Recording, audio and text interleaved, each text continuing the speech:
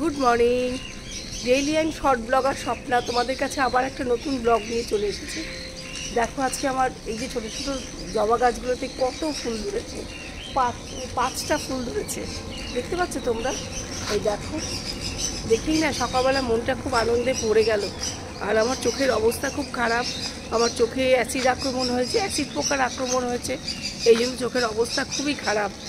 আর চলো তাহলে আজকে দিনটা শুরু করা যাক।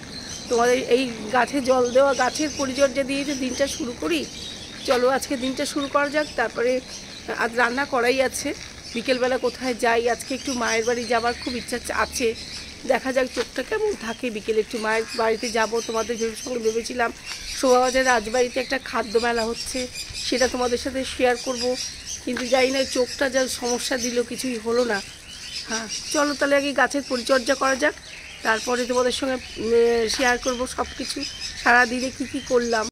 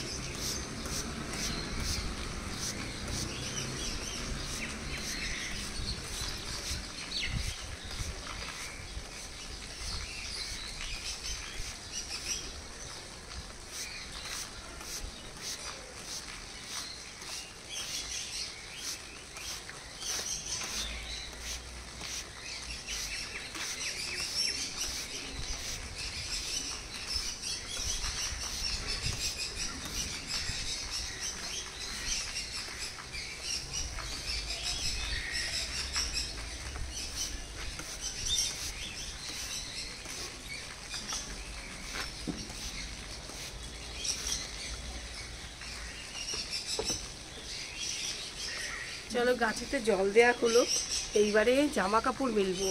এখানে জামা কাপড় মেলে কালকে রাত্রে কেচে রেখেছিলাম, সেগুলো আগে মেলে দিই, তারপরে ফুলটা তুলবো। ফুলগুলো যতক্ষণ গাছে আছে ততক্ষণ যেন বেশি ভালো লাগছে, তাই না?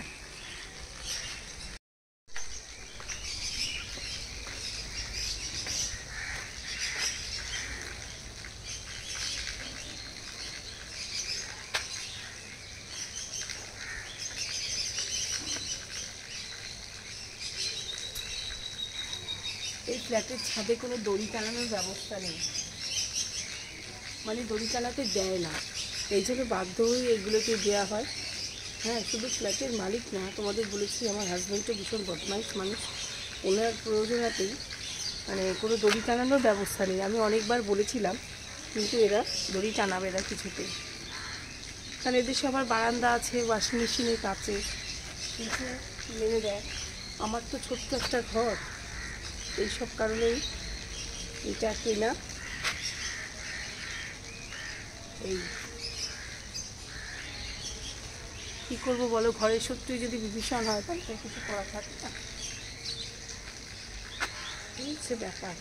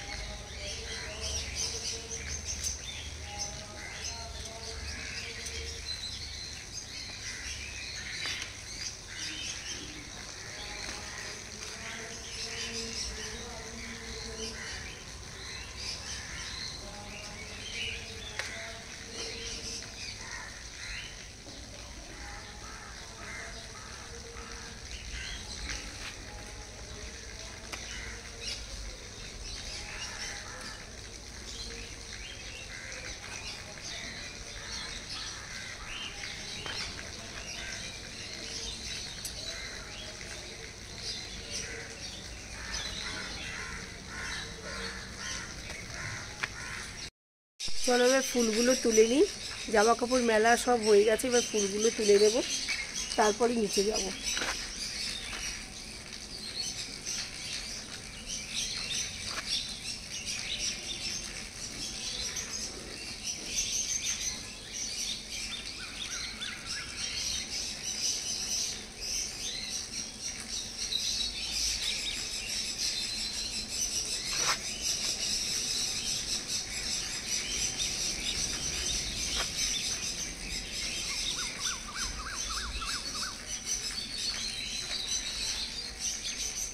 দেখো পুরো একদম 5টা বড় বড় ফুল হয়েছে।